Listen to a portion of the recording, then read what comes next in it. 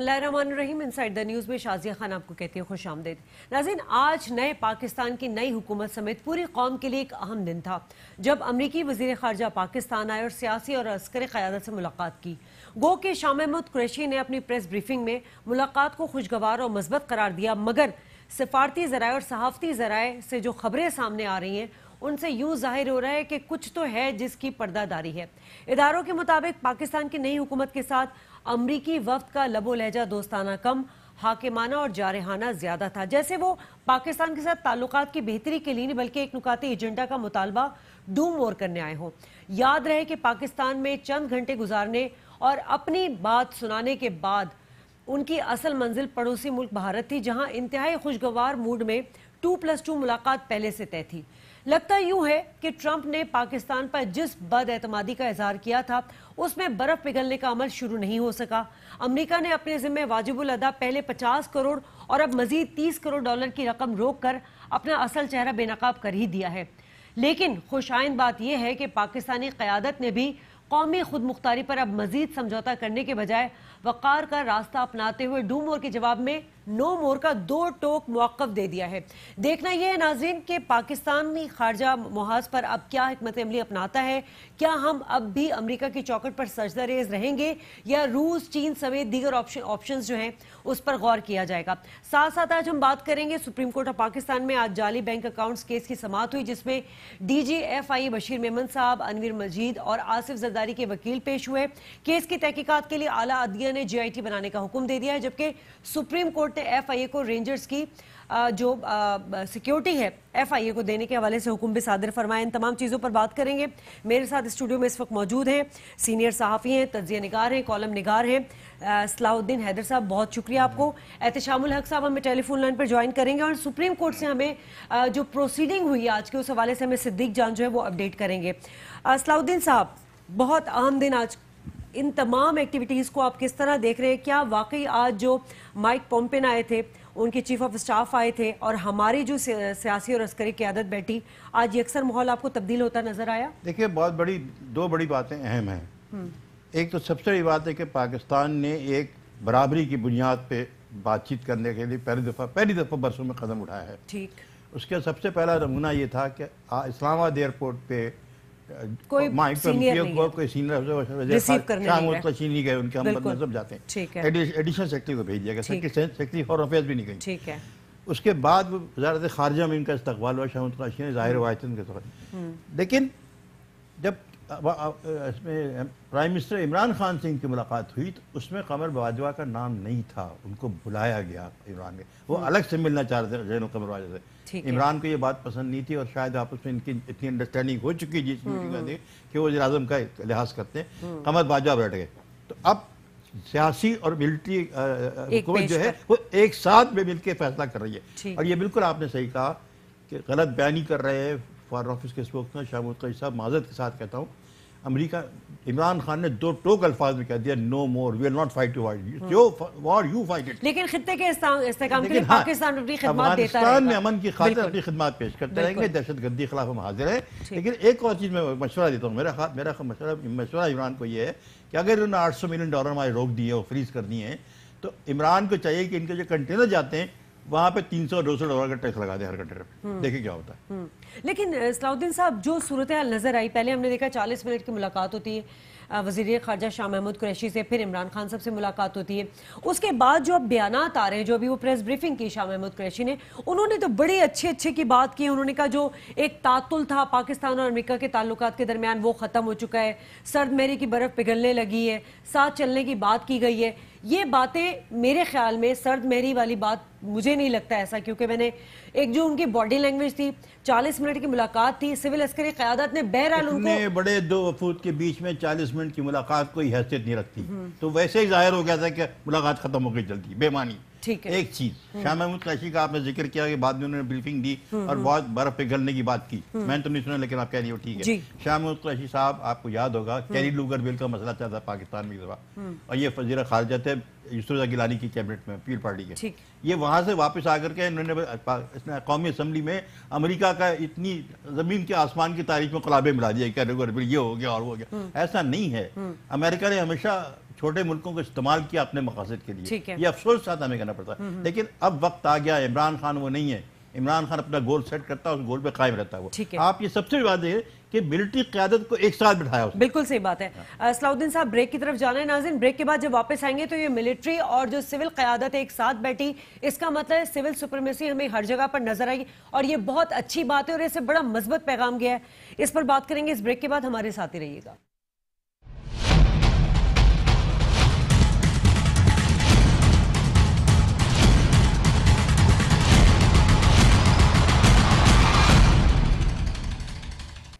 Welcome back ناظرین. اور بات ہو رہی ہے مائک پومپیو اور جنرل جوزف آج آئے پاکستان میں ان کا پہلا دورہ تھا مائک پومپیو کا, اور نئی حکومت کے لیے جو ایک نیا امتحان بھی تھا. لیکن ہم نے دیکھا کہ عمران خان کی جانب سے, جو کہ پرائم منسٹر پاکستان ہے, ان کی جانب سے بڑا ہی ایک سخت موقف اپنایا گیا, اور انہوں نے بڑا واضح پیغام جو ہے مائک پومپیو کو اور جنرل جوزف کو انہوں نے دے دیا کہ خطے میں اور افغانستان میں امن اور استحکام کے لیے تو پاکستان کی خدمات جاری رہیں گی, مگر جو امریکہ اپنے مفادات کے لیے بات کر رہا ہے اس میں کوئی ڈو مور کا مطالبہ مانا نہیں جائے گا. صلاح الدین صاحب بہت اچھا میسج گیا, لیکن جو ایف اور بٹس آئے ہیں وہ آئے ہیں شاہ محمود قریشی کی طرف سے.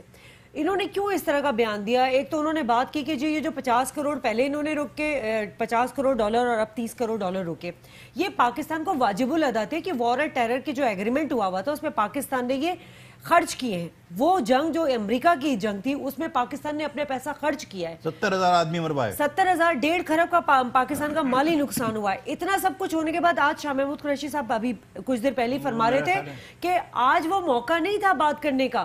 کیوں موقع نہیں تھا؟ جب وہ بات تھی آپ کے گھر پہ وہ چل کے آئے, اپنا موقع بیان کریں آپ. تو انہوں نے کیوں اتنا سافٹ رویہ اپنائے رکھا؟ اب وہ کہہ رہے ہیں میں اقوام متحدہ میں جاؤں گا, مجھے واشنگٹن کی دعوت بھی ملی ہے. جب آج آپ نے اپنا سخت موقف نہیں دیا, آپ وہاں جا کے پھر کیا بات کریں گے؟ بالکل صحیح. میں نے آپ سے کہا نا کہ ان کا مزاج شاہانہ ہے, معاف کیجیے گا, معذرت کے ساتھ میں احترام عرض کر رہا ہوں. اور میں نے ایک مثال آپ کو دی کیری لوگر بل کی. جب یہ امریکہ گئے پاکستان میں اس کے خلاف بہت احتجاج ہوا کہ کیری لوگر بل جو ہے وہ بہت زیادہ شرائط مشروط طریقے سے ہمیں نہیں لینا. یہ گئے امریکہ اور آ کے قومی اسمبلی میں یوسف رضا گیلانی وزیر اعظم تھے, انہوں نے پورا آسمان تعریف کی, امریکہ کی تعریف میں قلابے ملا دیے جیسے بہت بڑی فتح کر کے آئے ہوں. یہ نہیں کرنا چاہیے شاہ محمود قریشی کو. ان سے پہلے جو 3-4 دن پہلے جو انہوں نے بیان دیا تھا, لوگوں نے پوچھا کہ جی پومپیو صاحب آ رہے ہیں آپ کیا کریں گے, ان کا نقطہ نظر سنیں گے, اپنا نظر پیش کریں گے. یہی صحیح طریقہ تھا کرنے کا. اور آج بھی آپ کہتے ہیں کہ جی ہم نے اپنا موقف صحیح طریقے سے پیش کر دیا, اب ان کا ٹائم ہے کہ وہ بتائیں کیا کرنا چاہتے ہیں, وہ بتائیں. میں کیا سر آج شاہ محمود قریشی نے یہ بھی کہا کہ سرد مہری جو تھی اور جو تعلقات میں سرد مہری تھی اس میں برف پگھل رہی ہے. آپ نے ایف اے ٹی ایف میں یہ امریکہ اور بھارت ہی تھے جنہوں نے پاکستان کو گرے لسٹ میں اور ریڈ لسٹ کی بات ہو رہی ہے. اچھا, آپ نے جو ٹریننگ تھی پاکستانی فوجیوں کی کچھ افسروں کی, وہ تربیتی پروگرام آپ نے روک دیا. آپ نے پھر جو ہے وہ جیسے ہی عمران خان صاحب وزیر اعظم کا عہدہ سنبھالا, آپ نے کہا جی آئی ایم ایف کو جو بیل آؤٹ پیکج ہے وہ چینی قرضوں کی ادائیگی کے لیے نہیں ہے. پھر آپ نے یہ بھی 30 کروڑ امداد بھی روک لی. آپ ہمیں آنکھ پہ آنکھ دکھائے جائیں, ہم ان سے گڈ جسچر اور کرٹیسی میں بات ہی نہ کریں. تو یہ ایک میسج جو ہے وہ تو یہی جا رہا ہے کہ دفتر خارجہ کی جانب سے کہ جی سب چیزیں اچھی ہیں, لیکن اصل حقیقت تو عوام کو پتہ ہی نہیں چل رہی جو عمران خان صاحب نے اپنائی تھی موقع. جی بالکل میں آپ سے متفق ہوں. دیکھیے عمران خان نے ایک چیز دو ٹوک الفاظ میں کہی ہے, وہ یہ کہی کہ جہاں تک دہشت گردی کے تعلق ہے اس میں آپ کے ساتھ ہیں جنگ میں. افغانستان میں امن چاہتے ہیں, بالکل ہم بھی امن چاہتے ہیں, ہم اس کے ساتھ تعاون کریں گے آپ کو.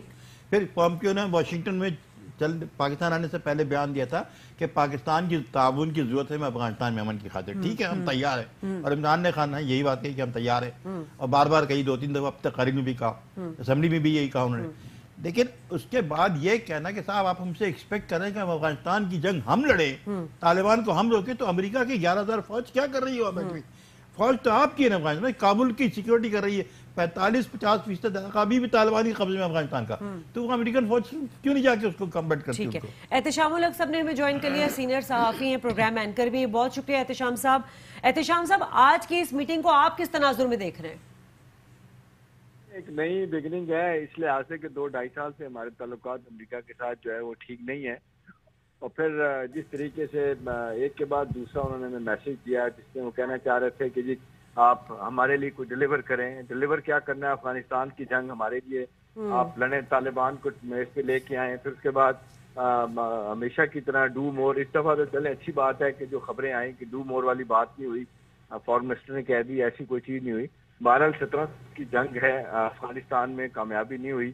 11 سال کی جنگ انہوں نے لڑی ویتنام میں 1964 سے 1975 تک, وہاں پہ ناکامی ہوئی. اب وہ چاہ رہے ہیں کہ سارا ملبہ پاکستان پہ ڈالا جائے, لیکن اب بدلتے حالات میں دنیا دیکھ رہی ہے کہ اب یہ شاید نہیں چلے گا. جس طریقے سے رشیا, چائنا, ایران, ترکی, یہ سب لوگ سجیسٹ ہیں کہ جی افغانستان پہ ایک گریٹر کانفرنس ہو. ابھی چند دنوں بعد کانفرنس ماسکو میں ہونی ہے, امریکہ وہاں نہیں جا رہا. تو امریکہ تو ہے جی اپنی ڈکٹیشنز پہ چیزیں کروانا چاہتا ہے, اور میرا خیال ہے اب دنیا کو بھی سمجھ آ رہی ہے کہ پاکستان نئی حکومت جو آئی ہے, انہوں نے صاحب بڑے واضح طور پہ کہہ دیا کہ جی پہلے جو ہوتا رہا ہمیں اس کا نہیں پتا, لیکن ہم افغانستان میں جنگ میں کوئی حصہ نہیں بنیں گے. ہم نے اپنی جنگ لڑی ہے یہاں پہ, بڑی مشکل سے لڑی ہے, اور دنیا کی تاریخ میں ثابت کیا کہ یہ دہشت گردی کے خلاف کامیابی کیا چیز ہوتی ہے. اب رہا سوال افغانستان میں, اگر آپ کی وہاں ناکامی ہے, غزنی ایک دروازے پہ ہے کابل کے, وہاں پہ آپ نے دیکھا کہ اس طرح پچھلے چند دن پہلے طالبان نے قبضہ کیا, وہ ان کی ناکامی ہے. پاکستان ان کو کہتا ہے جی آپ بتائیں ہم کیا کریں.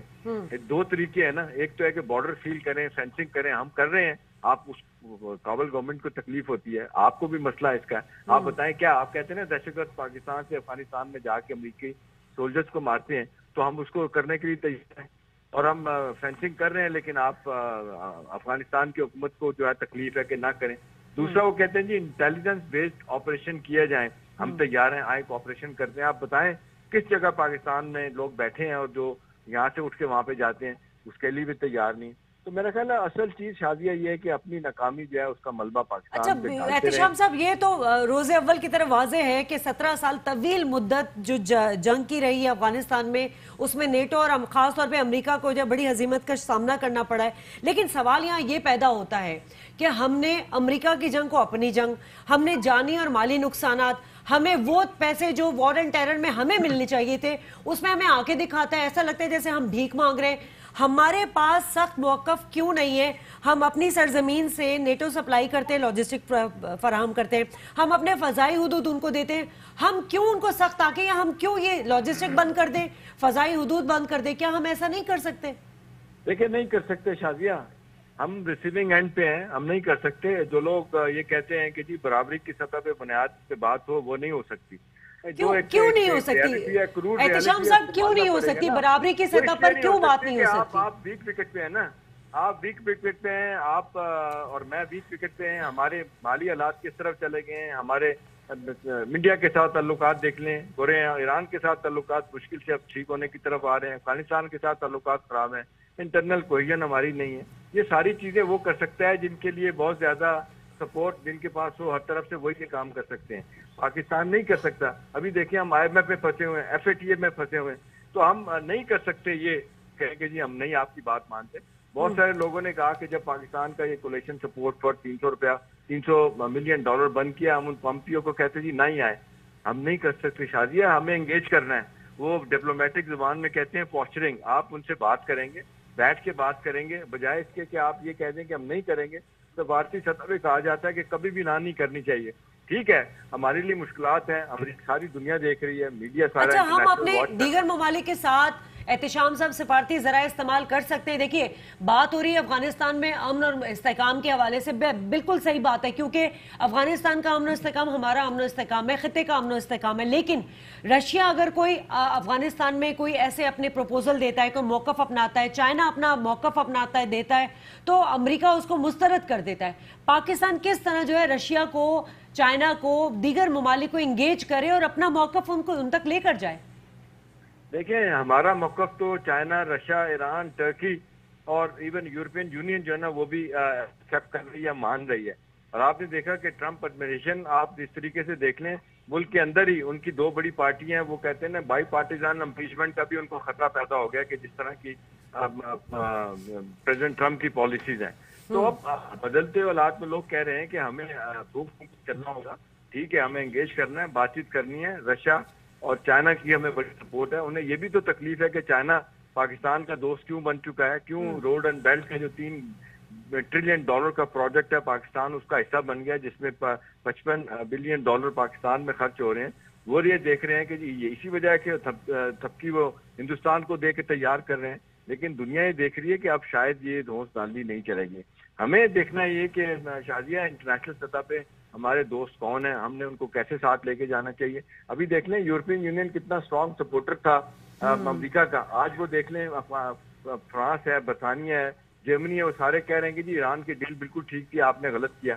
اب وہ آپ اسرائیل کے ساتھ دے کے آپ یہ سب کچھ کرنا چاہتے ہیں تو ایسا نہیں ہوگا. تو میرے لیے ہمارے لیے اس لحاظ سے بڑا اچھا ہے کہ انٹرنیشنل کمیونٹی ہمارا ساتھ دے رہی ہے. ہم ویک وکٹ میں ہیں, ہم اسٹرانگ ہو جائیں, ہم اپنی اکانومی کو ٹھیک کر لیں, ہم نے بارڈر جو ہمارے ولنریبل ہیں ان کو بہتر کر لیں, ایک انٹرنل کوہیژن ہماری ٹھیک ہو جائے, ملک کے اندر سیاسی جماعتیں جو ہے نا وہ ایک پیج پہ آ جائیں انٹرنیشنل نیشنل ایشوز پہ.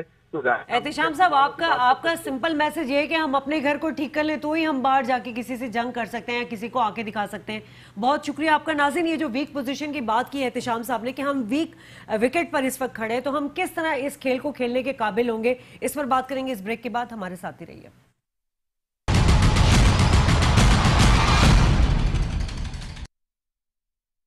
ویلکم بیک ناظرین. اور جیسا کہ ہم بات کر رہے ہیں آج کے ہم ملاقات کے حوالے سے, تو امریکہ کی ایک ڈوئل جو ہے پالیسی ہمیں ہمیشہ نظر آئی ہے کہ وہ خطے میں پاکستان کی اہمیت کو سمجھتا بھی ہے اور اس پر الزام تراشی بھی کرتا ہے. بریک سے پہلے بات ہو رہی تھی صلاح الدین صاحب ویک پوزیشن پر ہم لوگ ہیں, لیکن اس ویک پوزیشن پر ہمیں کس طرح موقف اپنانا چاہیے. ہمارے اپنے اندر کے معاملات سنبھل نہیں رہے, ہماری اکانومی کرائسس الگ ہے, ہم پورے 5 سال جو ٹینیور ہوتا ہے اس میں ہماری کوئی فورن پالیسی واضح نظر نہیں آتی. ڈپلومیسی ہماری کیا ہے, 5 سال سے آپ دیکھیں کہ ہم نے کوئی ڈپلومیسی کی نہیں ہے. فورن منسٹر کوئی نہیں تھا. بھارت نے اس تمام عرصے میں اپنی پوری لابنگ کر لی. آپ کانگریس کی مثال دیکھ لیں, آپ ہر جگہ پر دیکھ لیں.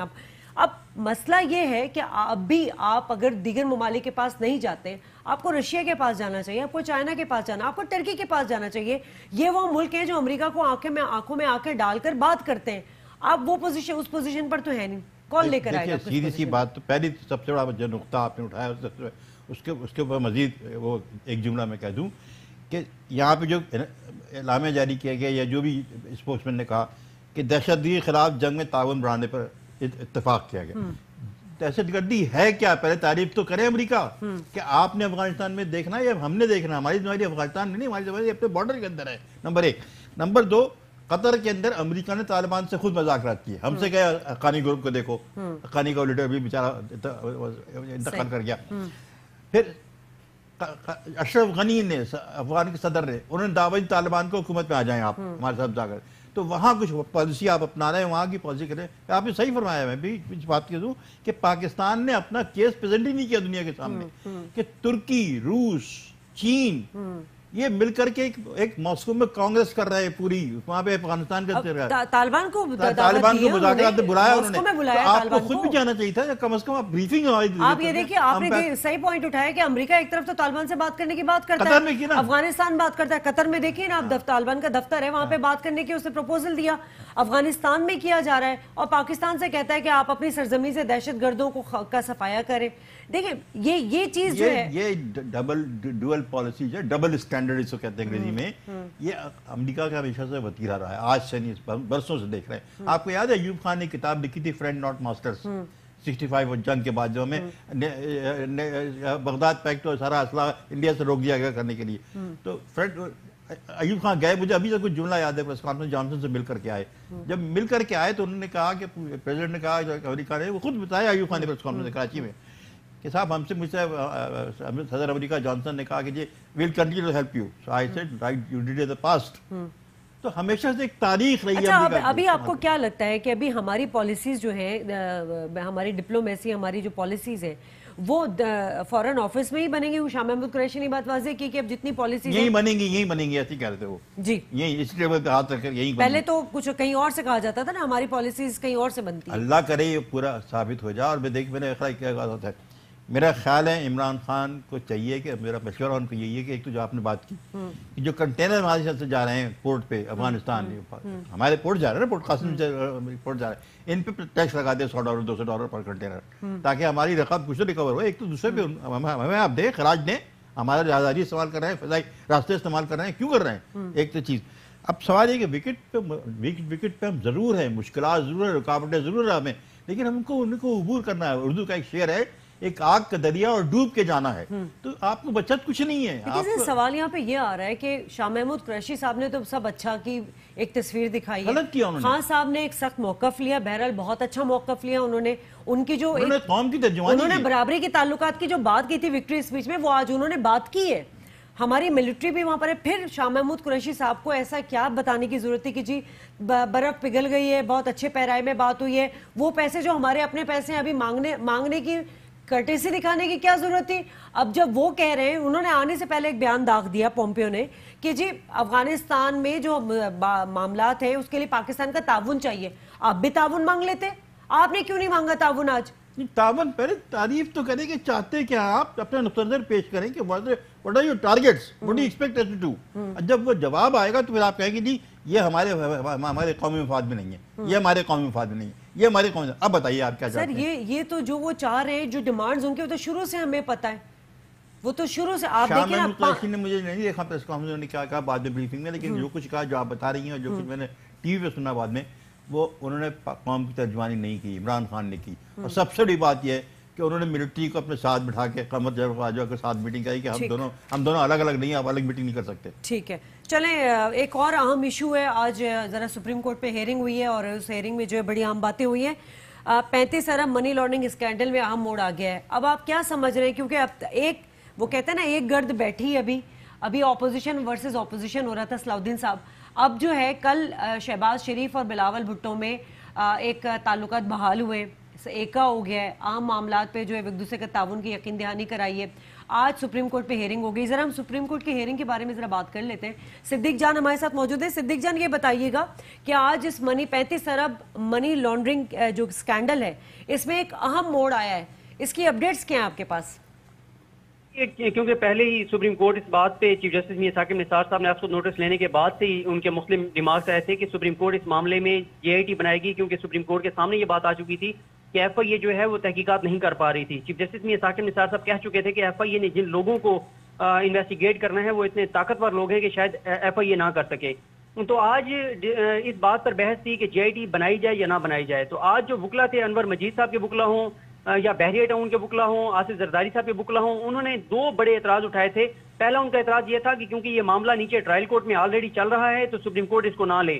اور دوسرا یہ تھا کہ ایف آئی اے کا قانون اس بات کی اجازت دیتا ہے کہ اگر ایف آئی اے نے کسی بھی ایجنسی سے کسی بھی ادارے سے تعاون لینا ہے تو وہ لے سکتے ہیں. لیکن سپریم کورٹ کے تینوں ججز کا ایک بات پر اتفاق تھا کہ جس طرح کی تحقیقات کرنی ہے اس کے لیے ضروری ہے کہ جے آئی ٹی بنائی جائے. اور ایف آئی اے کے جو ڈی جی ہیں بشیر میمن صاحب, انہوں نے خود سپریم کورٹ کو کہا کہ مجھے تو آئی ایس آئی اور ایم آئی کے لوگ بھی چاہیے. تو اس میں جسٹس عمر عطا مندیال نے کہا کہ آپ کو یہ 2 ایجنسیوں کے لوگ کیوں چاہیے؟ تو انہوں نے کہا کہ سندھ کے اندر ہمارے جو انویسٹیگیٹر ہیں ان کو بہت تھریٹس ہیں, ان پہ بہت دباؤ ہے. ہم نے اگر سندھ کے ایسے لوگوں کو انویسٹیگیٹ کرنا ہے جن کا تعلق سندھ حکومت سے ہے تو اس کے لیے ضروری ہے کہ ہمیں سیکورٹی دی جائے. انہوں نے یہ بھی بتایا کہ جب وہ بدین کی شوگر مل پر چھاپا مارنے کے لیے گئے تھے تو ان کے ساتھ رینجرز تھی, اس لیے ان کو وہاں سے وہ ڈاکومنٹس نکال کر لائے تھے اور رینجرز کے ہونے کے باوجود بہت زیادہ ریزسٹ کیا گیا تھا. اس کے علاوہ چیف جسٹس میاں ثاقب نثار صاحب نے آج ریمارکس دیے سندھ کے ہسپتالوں کے حوالے سے کہ سندھ کے اندر ہسپتالوں کے اندر جو سب جیل قرار دے کر اور ملزمان کو رکھا جاتا ہے تو پھر وزیر اعلیٰ سندھ فون کر کے ان ملزمان کو کہتے ہیں کہ آپ کو مکمل سہولیات دی جائیں گی, آپ سپرنٹینڈنٹ کے کمرے میں رہیں گے. تو جہاں پر سندھ میں جب یہ صورتحال ہوگی تو پھر بتائیں کہ ہم کیوں سندھ کی انتظامیہ پر اعتماد کریں. سپریم کورٹ میں کل چیف جسٹس میاں ثاقب نثار صاحب نے کل تو شریف میمن صاحب کے حوالے سے ریمارکس دیا تھا کہ ان کا کیس پنجاب میں ٹرانسفر کیا جا سکتا ہے, ان کا ٹرائل پنجاب سے کرایا جا سکتا ہے. آج یہ کہا گیا ہے کہ عبد الغنی مجید صاحب ہوں یا انور مجید صاحب ہوں, ان کے جتنے بھی ٹیسٹ ہوں گے, چیک اپ ہوں گے, ایم آر آئی ہوگا, جو کچھ ہوگا وہ پنجاب کے اندر ہوگا یا اسلام آباد میں پیمز ہاسپٹل کے اندر ہوگا.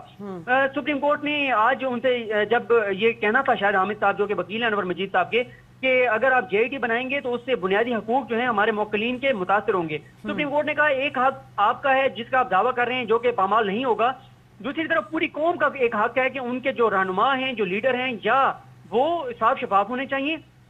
دوسرا, اگر کوئی بھی پاکستانی قوم کا پیسہ لوٹ کر باہر لے جاتا ہے تو قوم کا حق ہے کہ ان کا وہ پیسہ واپس لایا جائے اور قوم کو پتہ ہونا چاہیے. میڈیا ٹرائل کے حوالے سے بھی بات ہوئی کہ میڈیا ٹرائل کیا جاتا ہے, ہمارا وکلا نے کہا موکلین ہمارے جو ہیں ان کا میڈیا ٹرائل کیا جاتا ہے, اس پہ سپریم کورٹ نے کہا کہ پروسیڈنگ پہ بات کی جائے اور ایف آئی اے سے کہا گیا کہ آپ جو ڈاکومنٹس ہیں وہ جو ہے میڈیا کو لیک نہ کریں. میں آپ کو ایک اور اہم بات بتا دوں, چیف جسٹس میاں ثاقب نثار صاحب کا کہنا تھا کہ آپ یہ بتائیں کہ پیسے آئے اکاؤنٹس میں گئے، جن کے اکاؤنٹس میں آئے وہ خود یہ کہہ رہے ہیں کہ ہمیں تو پتہ ہی نہیں ہے، وہ تو غریب لوگ ہیں، کسی کے اکاؤنٹ میں 2 ارب ہے، کسی کے اکاؤنٹ میں 4 ارب ہے، کسی کے اکاؤنٹ میں 8 ارب ہے. تو بتائیں کیا یہ کوئی فرشتے تھے جو آ کے اور انہوں نے پیسے جمع کروائے اور نکال کے لے گئے؟ ڈی جی ایف آئی نے بڑی اہم بات بتائی ہے کہ یہاں سے فارن ایکسچینج کے اکاؤنٹس کے ذریعے پیسہ دبئی جاتا تھا، دبئی سے یو کے جاتا تھا، فرانس جاتا تھا، اور بہت کچھ ایف آئی اے کے پاس آ گیا ہے. تو اب جے آئی ٹی بنائی گئی ہے، جے آئی ٹی کو محدود وقت دیا جائے گا. جب کورٹ آرڈر آئے گا اس کے اندر لکھا ہوا ہوگا جے آئی ٹی اراکین کے نام سپریم کورٹ دے گی، اور جے آئی ٹی کراچی میں تحقیقات کرے گی، اور جے آئی ٹی کے اراکین کو رینجرز کا تحفظ فراہم کیا جائے گا. آج ایک بہت بہت شکریہ صدیق، آپ نے کافی تفصیل سے جو پروسیڈنگ تھی اس کے بارے میں بتایا. یہاں سے ایک پوائنٹ ریلیونٹ بڑا اٹھتا ہے، وہ یہ اٹھتا ہے جب ہم بات کرتے ہیں کہ ہم ویک پوزیشن پر ہیں، تو ویک پوزیشن پر اس لیے کہ ہمارے بڑے کرپٹ حکمران گئے. پاکستان آج مقروض ہے، پاکستان میں اکانومی کرائسس ہے، یہ ہمارے حکمرانوں کی وجہ سے. اب یہ لوٹا ہوا پیسہ، اب دیکھیں 35 ارب کی بات ہو رہی ہے، لیکن آپ کو پتہ ہے 200 ارب تک، 200 ارب سے زیادہ یہ بات پہنچ چکی ہے. 165 ارب روپے انوالو ہے. اچھا، کوئی فگر 165 بتا رہا ہے، کوئی 200 بتا رہا ہے. 40 تھے پہلے، 29 تھے، پھر 40 ہوئے، اب 100 اکاؤنٹس، جعلی اکاؤنٹس. یہ وہ دولت ہے جو پاکستان کی ہے، جو پاکستان کے ایک غریب طبقے کی ہے. ٹیکس کی صورت میں یہ حکمران اگر ان سے پیسے واپس لے جائیں تو ہم آج امریکہ کو آنکھوں میں آنکھیں ڈال کے بات کر سکتے ہیں. یہ پیسے آپ ریکور کر لیں. اور دوسرے یہ کہ یہ بالکل صحیح فیصلہ کیا، اگر فیصلہ کیا ہے سپریم کورٹ نے، مجھے نہیں معلوم، لیکن آپ کے جی صحافی ہمارے رپورٹر آپ کے ساتھ ہے کہ جے آئی ٹی میں اگر آئی ایس آئی اور ملٹری انٹیلیجنس نہیں آئی تو ان کی جانوں کو خطرہ ہو جائے گا. انویسٹیگیٹر کے پائیے گا، آپ کو دینی پڑے گی. اور یہ ثاقب نثار صاحب پہلے بھی کہہ چکے ہیں کہ آپ چاہتے ہیں کہ میں جے آئی ٹی اسی طرح بنا دوں جو نواز شریف پناما کیس میں کی تھی، لیکن آخر اس نتیجے پہنچے کے بنانا پڑے گا. وکلا نے اعتراض کیا تو وکلا اس لیے اعتراض کر رہے ہیں کہ انور مجید ہو، آصف زرداری ہو، ریاض ملک ہو، کچھ بھی ہو، ان سب کے عجیب سے دھندے ہیں اور سب پہ اعتراض ہو سکتا ہے. اور جو ہو رہا ہے اب شرجیل انعام میمن کا کیس دیکھ لیں نا سر، 200 کروڑ روپے سے گھر سے کیش نکلے. نہیں وہ تو نکلے، لیکن اس کے بعد اب چیف جسٹس نے خود اپنی آنکھوں سے دیکھا اور شرجیل انعام میمن نے کہا کہ اس میں شراب ہے لیکن میں نے نہیں پی. آج یہ کہا جا رہا ہے کہ اس میں شراب نہیں، شہد اور زیتون کا تیل ہے. آغا خان اسپتال نے اس کا ریکارڈ کہہ دیا کہ وہ نمونہ بلڈ کا ہمیں نہیں پتا کہ ہمارے پاس تو سیمپل آتا ہے، ہم نے تو اس کا خون نہیں نکالا. جبکہ چیف جسٹس خود گواہ اس چیز کے. بعد دیکھیں ہمارے حکمران تو اور ہمارے سندھ کی حکومت جو ہے وہ ساری اس کو پناہ دینے کے چکر میں ہے. تو چیف جسٹس کا جو ریمارک جو انہوں نے کوٹ کیا آپ کے رپورٹر نے بالکل صحیح ہے. تو پھر ہمیں سندھ میں کچھ اقدامات کرنے پڑیں گے. چلیں صلاح الدین صاحب بہت شکریہ آپ کا. ناظرین صلاح الدین صاحب کی بات سے ایک بات میرے ذہن میں آئی کہ ہمیں نہیں پتا کہ آزادی کتنی بڑی نعمت ہے. ہم اب تک اس چیز کو نہیں جان سکے. یہ ہمارے حکمران جو کہ اپنے ملک سے پیسہ لوٹ کھسوٹ کے کرپشن کر کے یہ اپنے بینک بیلنس بناتے ہیں، اپنی 7 نسلوں کو سوار دیتے ہیں. خدا را اسی پیسے کو پاکستان لے کر آئے تاکہ ہم دوسرے جو ہمارے دشمن ہیں، جو انسرجنسیز ہمارے ملک میں ہو رہی ہیں، جو ہمارے بیرون ملک سے ہمیں خطرات ہیں، جو بین الاقوامی خطرات ہیں، سازشیں ہو رہی ہیں، ان کا اس وقت ہم مقابلہ کر سکتے ہیں جب ہمارا اپنا گھر صحیح ہوگا. ہمارا اپنا گھر صحیح ہوگا تو ہم باہر کے معاملات بہت اچھی طرح سے ہینڈل کر سکیں گے. ہر چیز کا سلوشن ہے صرف بہترین سمت کا تعین کرنا ہے. شازیہ خان کو پروگرام سے اجازت دیجیے. اللہ نگہبان.